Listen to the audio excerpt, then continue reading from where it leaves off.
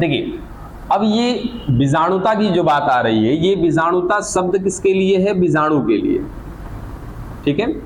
और ये बीजाणु आगे चल करके किसमें भाग ले रहे हैं? लैंगिक जनन में भाग ले रहे हैं।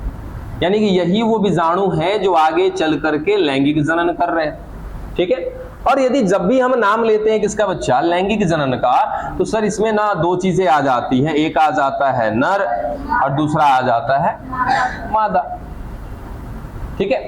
तो सिंपल सा कि सर ये जो बीजाणु है, यदि इस बीजाणु की बात करें हम लोग, तो नर बीजाणु जो होगा और मादा बीजाणु जो होगा, इन दोनों में यदि कोई अंतर नहीं हुआ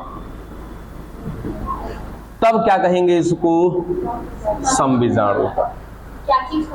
क्या चीज का अंतर? जैसे कि यहां पर हमने सीधा सीधा लिखा बीजाणु, ठीक है, और बीजाणु कह दिया सर दो बीजाणु है, ठीक है, लेकिन दोनों में से किसी को ना तो मैंने नर का नाम दिया और ना ही मैंने किसी को मादा का नाम दिया, ठीक है। यानी कि नर वाला बीजाणु और मादा वाला बीजाणु, इनमें किसी का नाम वगैरह कुछ नहीं रहेगा, सीधा हम क्या बोलते हैं? उसको बीजाणु बोल देते हैं।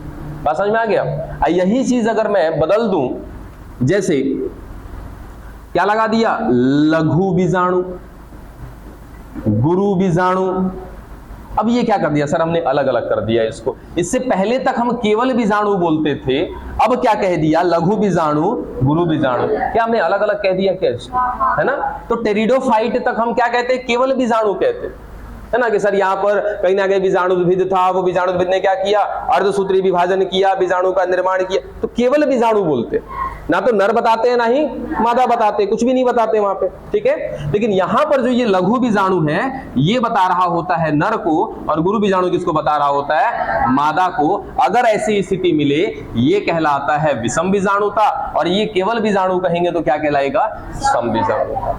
यहाँ पे आकार से कोई मतलब नहीं होता, आकार वगैरह रहेगा तो वो युग्मक में बात करते हैं कि सम युग्मक है, असम युग्मक है, विषम युग्मक है, क्या है वो अलग चीज है, ठीक है। और लास्ट जाते जाते हमने कल टेरिडोफाइट के बारे में बात किया था कि टेरिडोफाइट जो होते हैं वो टेरिडोफाइट सम बीजाणुता को दिखाते हैं, यानी कि वहां पर ना ही लघु बीजाणु की बात करते हैं और ना ही गुरु बीजाणु की बात करते हैं, लेकिन उनमें से एक ऐसा है सिलेजिनेला जो विषम बीजाणुता को प्रदर्शित करता है, ठीक है। उसके बाद हमने टेरिडोफाइट को खत्म करके शुरू किया था क्या? आवृत बीजी, सॉरी अनावृत बीजी पहले बात करते हैं हम लोग।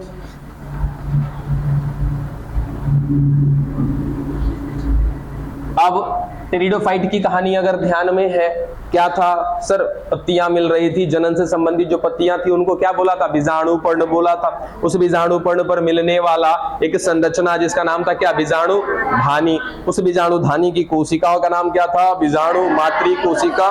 उसने अर्धसूत्री विभाजन किया, किसका निर्माण किया? बीजाणु, केवल बीजाणु बोला, है ना। चलो ये रहा टेरिडोफाइट में। जैसे ही हम बात करते हैं किसका? अनावृत बीजी का, तो अनावृत बीजी में कहीं ना कहीं हमने क्या देखा था? यहां पर विषम बीजाणुता मिलता है। विषम बीजाणुता कहने का मतलब कि नर अलग है और मादा यहां पर अलग है। अब नर के लिए हर एक चीज अलग अलग होगा, मादा के लिए हर एक चीज अलग अलग होगा। यहां पे पत्तियां भी दिखाई थी, ठीक है। चलो अगर इधर हमने नर को रखा हुआ है, तो ये जो पत्ती है जो जनन से संबंधित है, इस पत्ती को क्या बोलते हैं? लघु बीजाणु पर्ण। इसको क्या बोल देंगे? गुरु बीजाणु पर्ण, ठीक है। इस पर जो संरचना मिल रही है जिसमें बीजाणु का निर्माण होगा, उस संरचना को क्या बोलते हैं हम लोग? लघु बीजाणु धानी। तो ये हो गया लघु बीजाणु धानी। अब यहां जो संरचना मिल रहा है, इस संरचना का नाम क्या है? गुरु बीजाणु धानी, ठीक है। अब इस लघु बीजाणु धानी के अंदर मिलने वाली कोशिका क्या कहलाएगी? लघु बीजाणु मातृ कोशिका। यहां पर गुरु बीजाणु मातृ कोशिका, ठीक है। अब ये लोग अर्धसूत्री विभाजन करेंगे, ठीक है। अर्धसूत्री विभाजन करेंगे तो यहां से बनेगा लघु बीजाणु और यहां से बनेगा क्या? गुरु बीजाणु बनेगा, ठीक है। अब ये गुरु बीजाणु कौन है? तो सर एक प्रकार से हम इसको कहेंगे कि ये कौन है? मादा युग्मक होगा। ठीक है डन। अब ये लघु बीजाणु कौन होगा? नर युग्मक होगा। अब ये आपस में निषेचन करेंगे। निषेचन करने के बाद की कहानी क्या होगी कि निषेचन हो जाएगा, युग्मनज बनेगा, फिर वो युग्मनज विभाजन करेगा, विभाजन करते करते एक नया पीढ़ी का निर्माण कर देगा। ठीक है, ये चीज तो किसके लिए था? अनावृत बीजी के लिए था। ठीक है, आवृत बीजी में जब हमने बात किया था तो वहां पर थोड़ा सा चेंज आ गया था। चेंज क्या आया था देखिएगा, क्योंकि अनावृत बीजी से आवृत बीजी क्या होता है? थोड़ा सा बेहतर होता है। क्या हो गया? अरे जो रहता है पूछा करिए।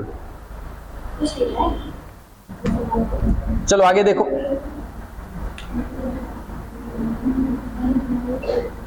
ये आवृत बीजी की बात कर रहे हैं हम लोग।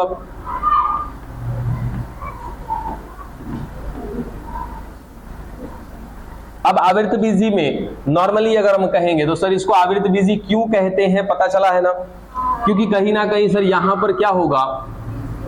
तो बीजांड होगा। ये बात पहले भी आपको बता रखा है, बीजांड होगा। और ये बीजांड जो है अंडाशय के अंदर बंद होगा। तो ये बाहर से जो संरचना होगी उसको क्या बोलेंगे? अंडाशय बोलेंगे। बात करेंगे जब ये गुरु बीजाणु इसका पढ़ेंगे तो। ठीक है, तो बीजांड होगा। बीजांड जो होगा अंडाशय के अंदर बंद होगा, यानी कि ये जो बीजांड है, ये बीजांड के बाहर एक आवरण मिल रहा है, और वो आवरण कौन है?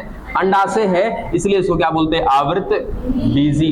जबकि हमने इससे पहले जो अनावृत बीजी देखा था तो वहां पर इस तरीके से जो बीजांड बनाया था, क्या बोला था हमने इसको? गुरु बीजाणु धानी। ये कौन था? गुरु बीजाणु धानी था। अब ये गुरु बीजाणु धानी कौन है? सर इसी का नाम है क्या? बीजांड। ठीक है, अब जो ये गुरु बीजाणु धानी था, क्या किसी के अंदर बंद था क्या? ये किसी के अंदर ये बंद नहीं था, ये खुले में मिल रहा था इस तरीके से। और जहां ये मिल रहा था उस पत्ती को हमने क्या नाम दिया था? गुरु बीजाणु पर्ण। ठीक है, तो ये पूरा खुला हुआ मिल रहा था, कोई आवरण नहीं था इसके ऊपर, इसलिए तो इसको क्या बोला था? अनावृत बीजी, यानी कि कोई आवरण नहीं है इसके ऊपर। जबकि जैसे ही हम कहते हैं आवृत बीजी, तो वहां पर जो गुरु बीजाणु धानी मतलब कि जो बीजांड होगा वो बीजांड अंडाशय के अंदर होगा, है ना। इसी कारण से इसको क्या नाम देते हैं हम लोग? आवृत बीजी का नाम देते हैं। ठीक है, अब ये गुरु बीजाणु धानी मादा से संबंधित है, तो पहले नर को पढ़ लेते हैं, फिर मादा पढ़ेंगे तो वहां पे बातें समझ में आएगी। फिलहाल यहाँ पे हमने अर्थ केवल समझा है कि आवृत बीजी का अर्थ का मतलब क्या है, इस शब्द का मतलब क्या है? तो एक आवरण होगा। किसके ऊपर आवरण होगा? सर बीज बनाने वाली जो संरचना है ना उसके ऊपर होगा। अब बीज बनाने वाली संरचना कौन? बीजांड। तो बीजांड के ऊपर आवरण होगा। और जब वो फाइनली तैयार हो जाएगा तो बीज के ऊपर सर एक अंडाशय का आवरण मिलेगा जो फल बन चुका होगा। ठीक है, चलो अभी फिलहाल हम पहले नर की बात करते हैं। किसमें? आवृत बीजी में। नर में कहीं ना कहीं क्या था? पहले तनिक याद करो, इससे पहले आवृत बीजी से पहले कौन? अनावृत बीजी। सर एक पत्ती थी, क्या नाम था इसका? लघु बीजाणु पर्ण। अभी मान लेते हैं कि सर ये अनावृत बीजी है। ठीक है, बस मानो कि ये अनावृत बीजी है। पढ़ना किसको है हमको? आवृत बीजी को। इसी अनावृत बीजी से विकसित हुआ है कौन?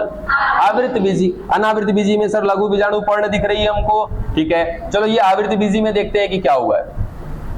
आवृत बीजी में यही लघु बीजाणु पर्ण अपने आप को बदल चुका है कुछ ऐसी संरचना में, यानी कि है तो वही पत्ती, है ना, लेकिन इसमें थोड़ा सा आ गया है चेंज, कुछ ऐसा।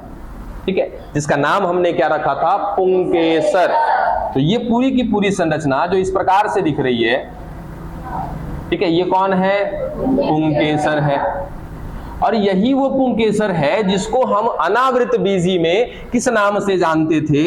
लघु बीजाणु पर्ण के नाम से जानते थे, है ना। तो यहां अनावृत बीजी में पर्ण तो दिखाई देती है, ठीक है, लेकिन जब हम आवृत बीजी की बात करते हैं तो ये पर्ण अपना रूप बदल चुका है और बदल के कुछ इस कदर हो गया है जिसका नाम हमने रखा है क्या? पुंकेसर। यानी कि पुंकेसर ही यहां पर कौन है? लघु बीजाणु। ठीक है, अब लघु बीजाणु पर्ण के ऊपर कौन मिल रहा था? लघु बीजाणु धानी मिल रही थी। सर यहां भी तो होना चाहिए लघु बीजाणु धानी ना, तो इसको भी समझाया था कि इसको काट लो, काट के देखेंगे तो इसके अंदर क्या मिलेगा? लघु बीजाणु धानी मिलेगा। अब ये जो पुंकेसर होता है, ये पुंकेसर के दो हिस्से होते हैं, ऊपर वाले को कहते हैं परागकोश, ये डंठल को कहते हैं तंतु या तो पुतंतु कहते हैं। जब इस परागकोश को बाहर से देखते हैं तो सर ये रही एक पाली, ये रही एक और पाली, है ना। तो ये कैसा होता है, द्विपालित, ये पूछा जाता है, ठीक है, कि जो आपका आवृत बीजी है, उस आवृत बीजी में जो लघु बीजाणु पर्ण होता है वो कैसा होता है। ऑप्शन के अकॉर्डिंग देख लीजिएगा कि ऑप्शन में क्या पूछना चाह रहा है, ठीक है। तो वहां पर अगर ऑप्शन में दिख रहा है द्विपालित संरचना है तो लिख दीजिएगा क्या, द्विपालित है। द्विपालित के साथ साथ जब इसको अंदर से देखते हैं हम लोग, तो अंदर से कैसे दिखाई देते हैं, ये 4 कोष्ठक दिखाई देते हैं। देखो बाहर से तो अभी भी कैसे द्विपालित है, हाँ? बाहर से अभी भी कैसे है, द्विपालित है, लेकिन जब इसको अंदर से देखोगे तो ये कुछ इस तरह 4 कोष्ठक दिखाई देते हैं इसके अंदर।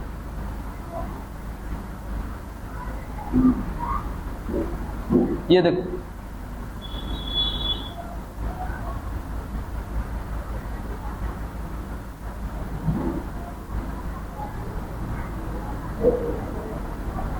है तो वही चीज, ठीक है। बाहर से अभी भी 2 पालियां हैं, लेकिन जब बढ़िया से देखना चाहेंगे इसको हम लोग जूम करके, तो अंदर से ये 4 घर दिखाई देता है। देखो हो गया ना 4, ठीक है। तो द्विपालित के साथ साथ हम क्या बोलते हैं कि ये कैसा होता है, चतुष्क कोष्ठकीय। जो आपको जैसा बताना हो, या 4 कोष्ठक होते हैं या चतुष्कोष्ठकीय होते हैं, जो बताना हो। तो सीधा सीधा कि सर जो आवृत बीजी है इसका जो लघु बीजाणु पर्ण होता है, ये लघु बीजाणु पर्ण कैसा है, द्विपालित और चतुष्कोष्ठकीय है, जिसमें से इसके प्रत्येक कोष्ठक को 1 2 3 4, इन चारों को क्या कहते हैं, लघु बीजाणु धानी। जैसे यहाँ पे क्या था, लघु बीजाणु पर्ण, उसके ऊपर मिल रहा था लघु बीजाणु धानी, वैसे ये है पूरा का पूरा लघु बीजाणु पर्ण, और ये अंदर जो 4 कोष्ठक है ये कौन है, लघु बीजाणु धानी, ठीक है। उसके बाद इस लघु बीजाणु धानी के अंदर कौन मिल रहा था, लघु बीजाणु मातृ कोशिका। तो यहाँ जो 4 लघु बीजाणु धानी मिल रहे हैं, इन 4 लघु बीजाणु धानी में मिलने वाला जो कोशिका होगा वो क्या कहलाएगा, लघु बीजाणु मातृ कोशिका।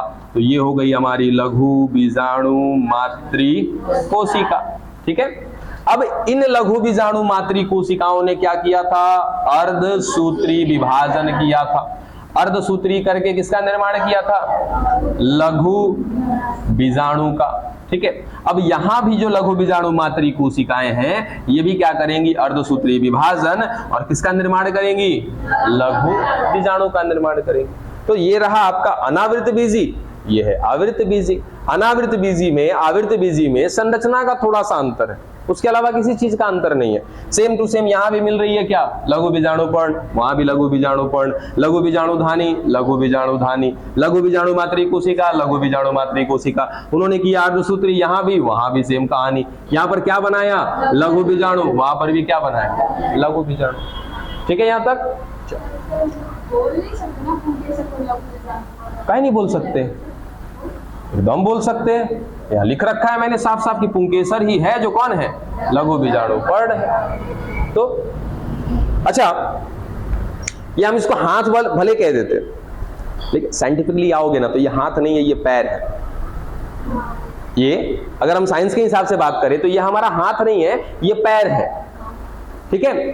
तो हम लोग किस में आते हैं सर, टेट्रापोडा में आते हैं, ठीक है। टेट्रापोडा में हम लोग आते हैं, हम लोग की जो श्रेणी है उसको कहते हैं टेट्रापोडा, ठीक है। Mono di tri tetra, tetra माने 4, यानी कि 4 पैरों वाले जीव हैं हम लोग, ले लो भाई,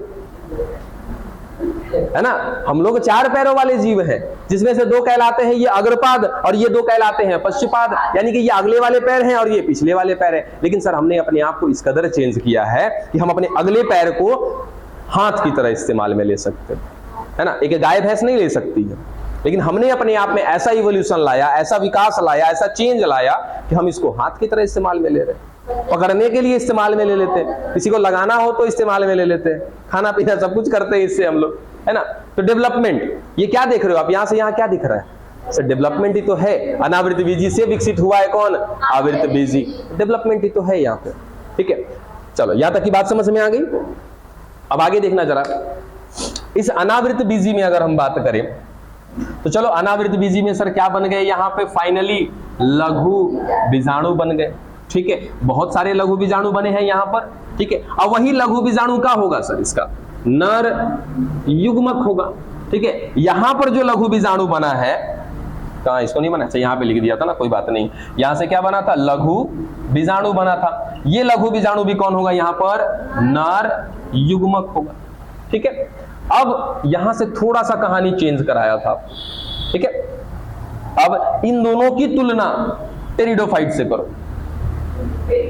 हाँ, इन दोनों की तुलना टेरिडोफाइट से करो कि टेरिडोफाइट में, अब टेरिडोफाइट में क्या था सर, लघु तो नाम नहीं दिया था हमने, सीधा सीधा क्या बोला था, बीजाणु पर्ण, बीजाणु धानी, बीजाणु मातृ कोशिका, और लास्ट में क्या बना, बीजाणु बना। ठीक है, अब वो बीजाणु कैसा था, अगुणित। यहां पर भी लघु बीजाणु कैसा है, अगुणित। यहां भी लघु बीजाणु कैसा है, सब तो अगुणित है। रीजन कि सर सभी ने क्या किया है, अर्धसूत्री विभाजन। चलो यहां तक तो सब में कॉमन है, चाहे वो टेरिडोफाइट हो या अनावृत बीजी हो या आवृत बीजी हो। ठीक है, अब चेंज कहां पर है कि जो टेरिडोफाइट था, उस टेरिडोफाइट में सर ये बीजाणु धानी से कौन बाहर निकल गए थे, बीजाणु बाहर निकल गए थे।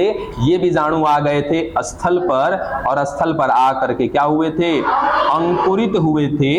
और अंकुरित होने के पश्चात इन्होंने विभाजन करना शुरू किया, और करते करते करते करते क्या बना दिया, बहुकोशिकीय संरचना, जो कौन था, युग्मकोद भिद्ध था।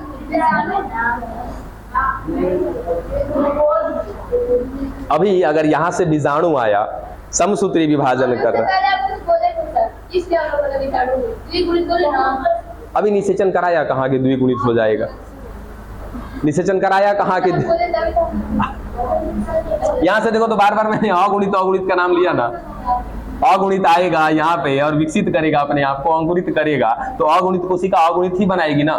ठीक है, अगुणित बनेगा अगर तो सारा का सारा संरचना कैसा होगा सर, अगुणित होगा। और एक ऐसा शरीर जो अगुणित कोशिका से बना है, उसको क्या बोलेंगे, युग्मकोद भिद्ध का निर्माण, या युग्मकोद भिद्ध बना है ये। तो यहाँ पर एक बात जो हम बार बार कह रहे हैं सर, जो थोड़ा सा चेंज है, वो चेंज क्या है कि टेरिडोफाइट में जो बीजाणु बने थे, वो बीजाणु बाहर शरीर से निकल करके स्थल पर आकर के वृद्धि करते हैं, अंकुरित करते हैं अपने आप को, और इस पौधे से बाहर निकल के किसका निर्माण करते हैं, युग्मकोद भिद्ध का निर्माण।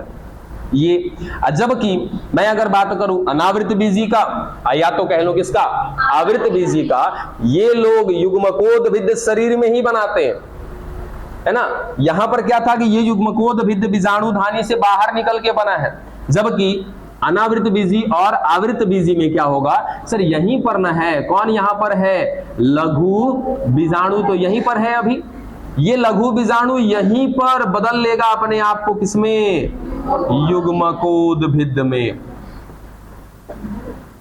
बात समझे। अच्छा पता है एक बात, ओहो ये स्विच ऑन करो, किनारे वाला स्विच हमेशा ऑन रखिए, ऊपर ऊपर ऊपर, वो इन्वर्टर स्विच है, उसको हमेशा ऑन रखा करिए। ठीक है, लाइट कटने के बाद वो इन्वर्टर को मैनेज करता है। क्या बात कर रहे थे, चलो अब ना देखो, जो आपका युग्मकोद भिद्ध है, इस युग्मकोद भिद्ध के बारे में एक लाइन बता रहे हैं, सुनना ध्यान से। युग्मकोद भिद्ध के बारे में अगर आपको कहना हो तो क्या कहोगे। एक बात तो आपको पता है कि सर एक ऐसा शरीर जो अगुणित संरचना से बना हो, उसको क्या कहते हैं हम लोग, युग्मकोद भिद्ध कहते हैं। ठीक है, एक दूसरा स्टेटमेंट अपने डायरी में नोट करिएगा, युग्मकोद भिद्ध वो होता है जो अपने अंदर नर युग्मक को या तो बैठा करके रखता है, या तो अपने अंदर नर युग्मक का निर्माण करता है। ठीक है, युग्मकोद भिद्ध सर वो संरचना है जिसके अंदर या तो नर युग्मक होता है, या तो नर युग्मक का निर्माण होता है, केवल नर युग्मक। ठीक है, नहीं मादा युग्मक भी हो सकता है, मादा युग्मक भी हो सकता है। अगर मैंने लिख दिया यहाँ पे, कहाँ गया, कहीं पे युग्मकोद भिद्ध लिखा था, देखो अगर यहाँ पे लिखा है मैंने युग्मकोद भिद्ध, इसके पहले लगा दिया मैंने नर युग्मकोद भिद्ध। ठीक है, तो सिंपल सा क्या हो जाएगा सर, एक ऐसा संरचना होगा जिसके अंदर कौन होगा, नर युग्मक होगा। ठीक है, और अगर मैंने बोल दिया ये मादा युग्मकोद भिद्ध है, तो एक ऐसी संरचना जिसके अंदर कौन होगा, मादा युग्मक। ठीक है, अभी तक हम इतना जानते थे कि सर एक ऐसा शरीर जो अगुणित कोशिकाओं से मिलकर के बना हुआ है, उसको क्या कहते हैं, युग्मकोद भिद्ध कहते हैं। अब टेरिडोफाइट को तनिक याद करके देखो कि सर वहां पे जो युग्मकोद भिद्ध था, क्या उसने युग्मक का निर्माण किया था, क्या युग्मकोद भिद्ध ने युग्मक का निर्माण किया, नहीं किया। अरे बाबा कैसे तू लोग पढ़ रहे हैं। टेरिडोफाइट कहते हैं जीवन चक्र निकालो, ठीक है। वहां पर हमने नर युग्मक मादा युग्मक इसलिए नहीं नाम रखा है। निषेचन वाले टॉपिक पे जाओ जहां पे निषेचन हुआ है।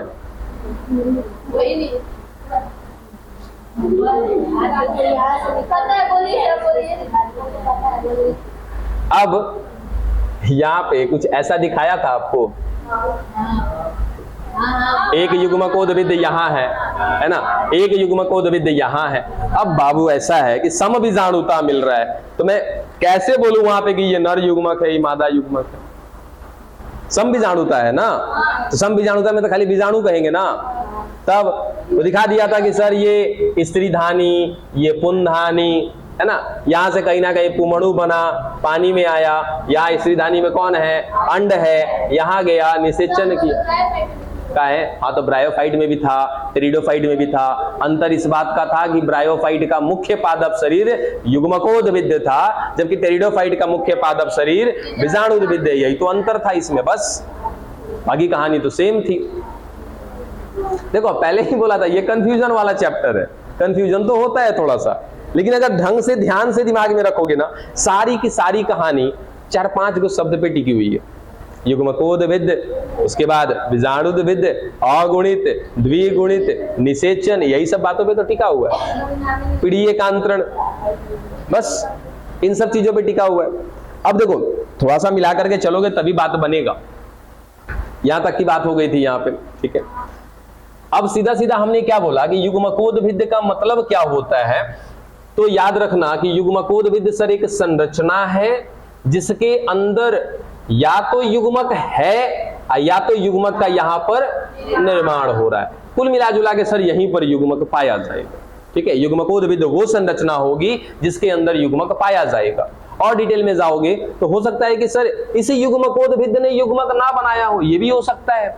ये भी हो सकता है कि सर इसी युग्मकोद्भिद ने अंदर अपने युग्मक का निर्माण किया हो। उतना दूर मत जाओ, सीधा सीधा सर एक संरचना जिसके अंदर युग्मक पाया जाएगा उस संरचना को क्या बोलेंगे, युग्मकोद्भिद। अगर नर युग्मक मिल रहा है इसके अंदर तो नर युग्मकोद्भिद, मादा युग्मक मिल रहा है तो मादा युग्मकोद्भिद, ठीक है।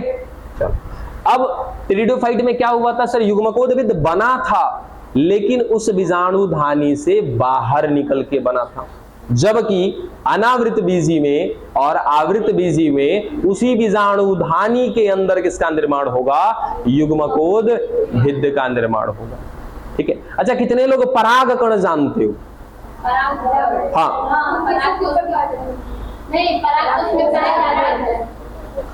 हम आत्महत्या कर लेंगे आप लोग की ऐसी ऐसी बातों से ना। देखो पराग कण की अगर मैं बात करूं, 9वां 10वां में तुम लोग क्या कर रहा था जी? अरे पराग कण थोड़ी पढ़ाया है जो कॉपी पलट रहे हो। देखो पराग कण जो है, मैं पराग कण का पिक्चर बना रहा हूं, ठीक है। हालांकि उतना डिटेल नहीं बना रहा, बस सिंपल सा।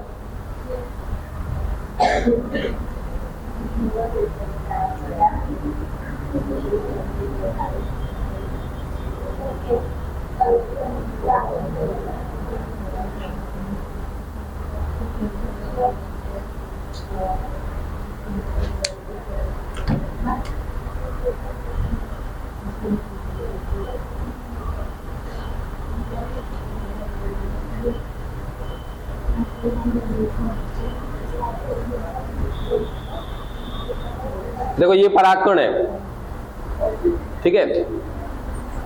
कैसा दिख रहा है? अब सुनो ध्यान से सुनना, ये परागकण, ठीक है।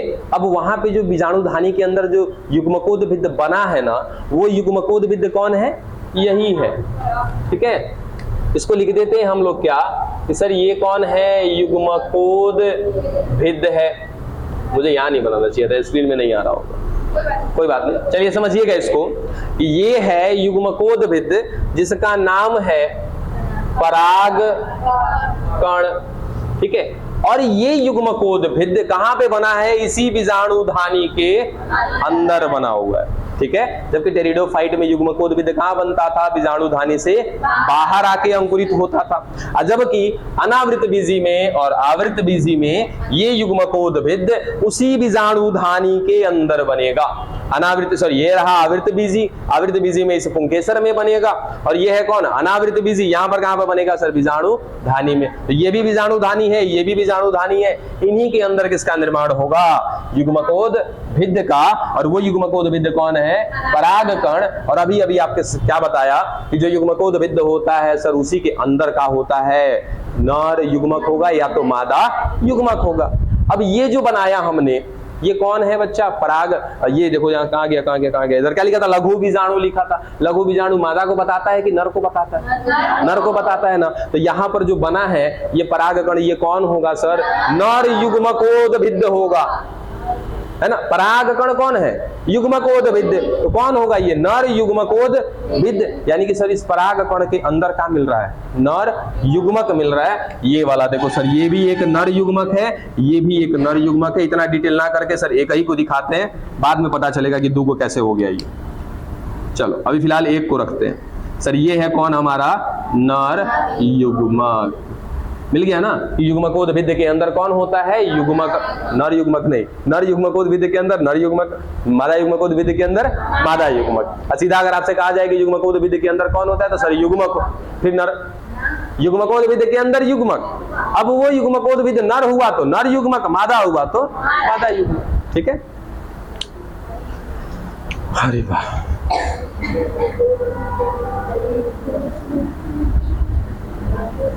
चलो ये अभी हमने नर की बात खत्म की है, ठीक है। अब मादा में आते हैं, यानी कि लघु को खत्म किया, अभी गुरु वाला बाकी है ना।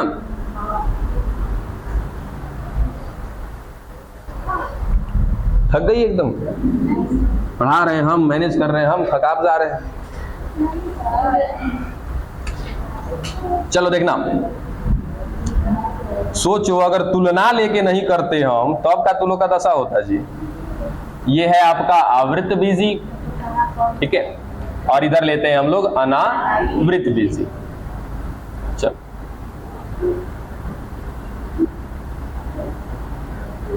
अच्छा, एक शांत रहना ना। खड़ा जा। ये बता बच्चा, मैं अनावृत को थैलस बोलूं कि आवृत को थैलस बोलूं? एकदम फंसाने वाला बाउंसर है एकदम। अनावृत को बोल देना चाहिए थैलस। बैठिए। हाँ जी, इसको कहे थैलस। अनावृत को कहे कि आवृत को कहे? अनावृत को कहे। बैठ। ये भेड़ वाला हाल है कि सर को भेड़िया जहां अगर कुआं में कूदेगी तो सब कूद जाएगा ओकरा संगे संगे। तू बता दो बच्चिया जल्दी, गलती बता रही है सब। किसको कहे, अनावृत को कहे थैलस की आवृत को कहे थैलस?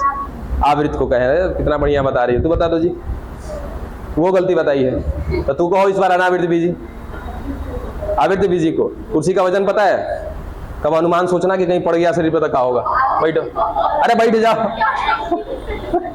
हाँ बता बता बता, दोनों में से किसको कहे?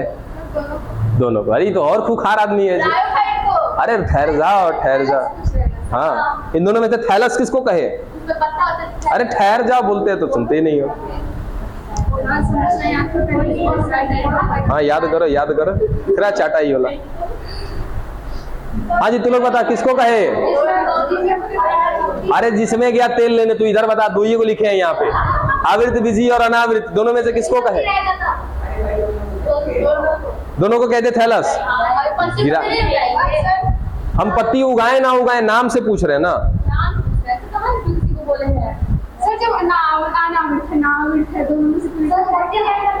इन दोनों में से किसी को थैलस नहीं कहेंगे। थैलस हम उसे कह सकते, थैलस युग्मक से क्या मतलब है? थैलस हम उसे कह सकते हैं जिसमें ना तो तना हो, ना पत्ती हो, ना जड़ हो। सर आवृत बीजी में तो सब होता है, अनावृत बीजी में भी सब होता है। सर दोनों में से कोई थैलस नहीं है।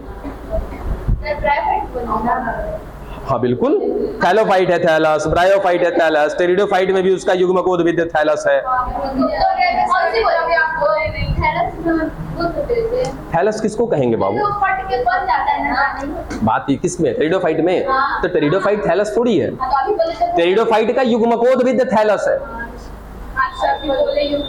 सुनो तो सही, टेरिडोफाइट का मुख्य पादप शरीर कैसा है सर? बीजाणु भी, उसमें तना भी है, पत्ती भी है, जड़ भी है, सब कुछ है। आज जिसमें ये सब कुछ रहेगा उसको कभी भी हम थैलस बोलेंगे तब। और हमने एक बाउंसर फेंका, सब फंस गया।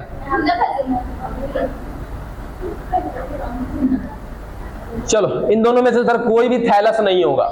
रीजन कि हम थैलस उसी को कह सकते हैं जिसमें जड़ भी नहीं होना चाहिए, पत्ती भी नहीं होना चाहिए, तना भी नहीं होना चाहिए, है ना। जबकि आवृत बीजी में तो सर सब कुछ मिलता है, अनावृत बीजी में भी सब कुछ मिलता है, तो कैसे कहेंगे इसको थैलस? डन। चल, अब अनावृत बीजी में हम किसकी बात करने जा रहे हैं सर? मादा वाले संरचना की।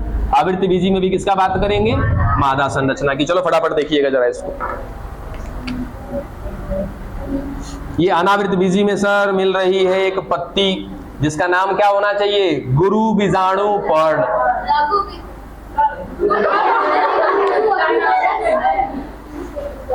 ओवरडोज हो रहा है।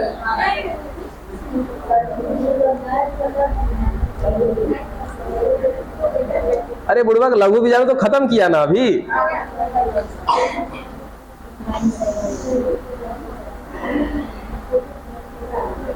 जा करके ना ईमानदारी से रफ कॉपी उठाना और रफ कॉपी पे थोड़ा प्रैक्टिस करना, तब जाके बातें समझ में आएंगी।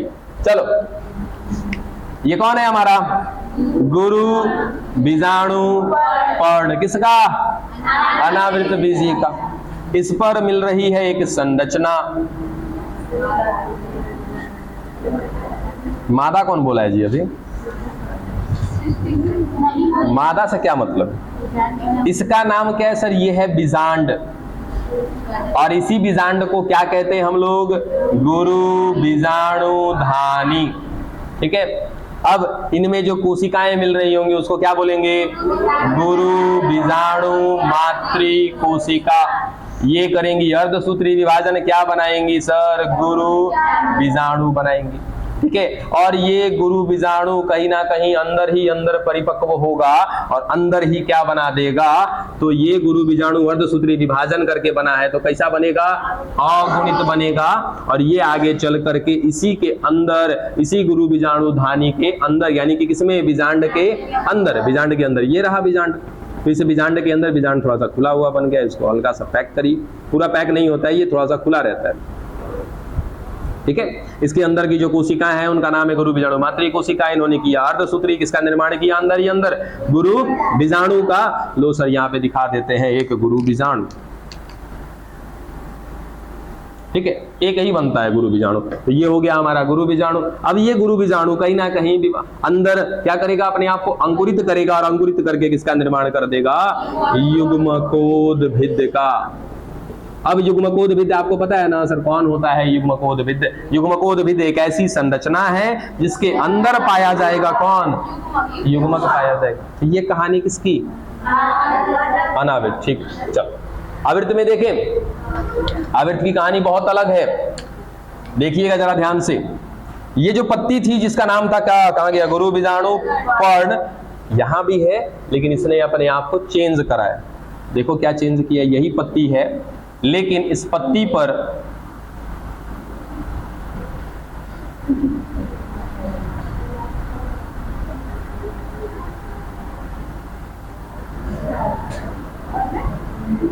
ठीक है। अब इसको ना थोड़ा सा बाहर निकाल के हम सीधा बना लेते हैं। अब उल्टा है वो, मतलब पत्ती है जैसे वैसे ही बना सकते हैं ना।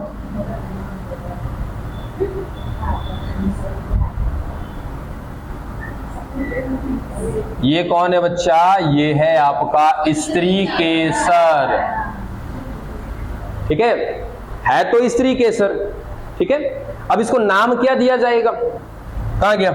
ये गुरु बीजाणु पर्ण, यानी कि ये स्त्री केसर कौन है? गुरु बीजाणु पर्ण। ठीक है। अब यहां पर गुरु बीजाणु पर्ण में 3 हिस्से हैं। इस ऊपर वाले को कहते हैं वर्तिका, वर्तिकाग्र, सॉरी, इसको कहते हैं वर्तिका और इसको कहते हैं अंडाशय। क्या हो गया?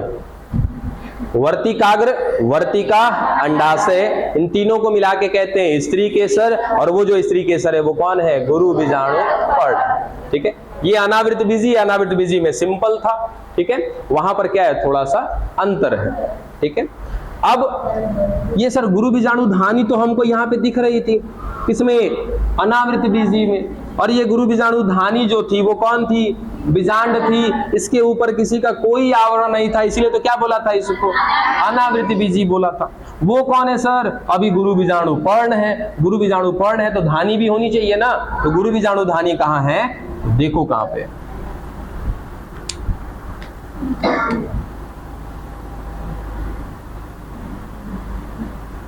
ये हो गई आपकी क्या, बीजांड।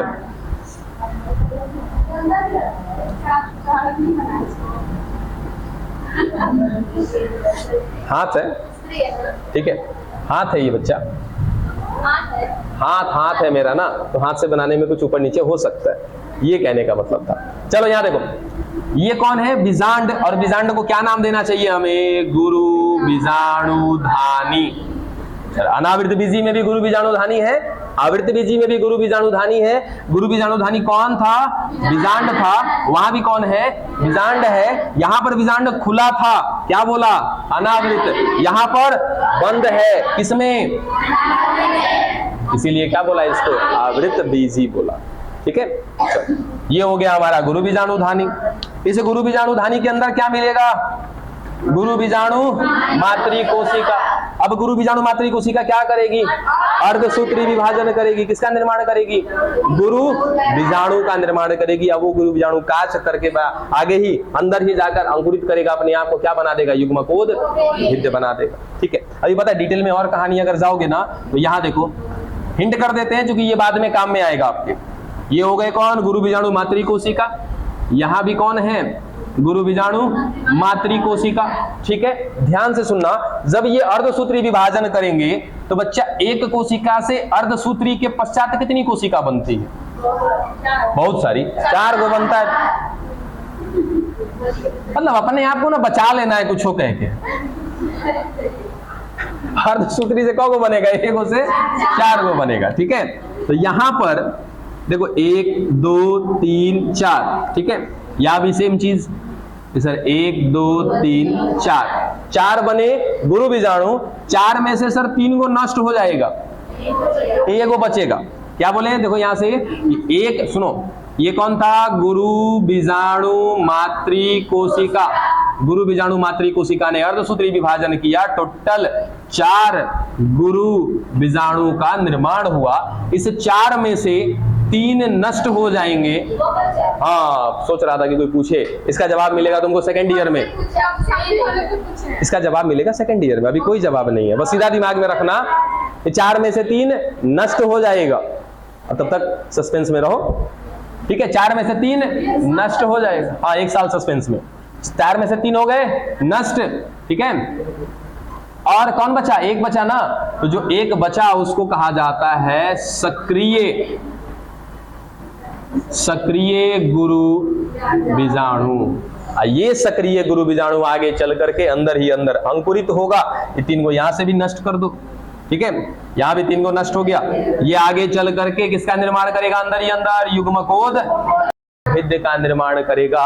अब युग्मकोद भिद्ध में अब तनिक और अंतर, छुट्टी कर रहे हैं अब।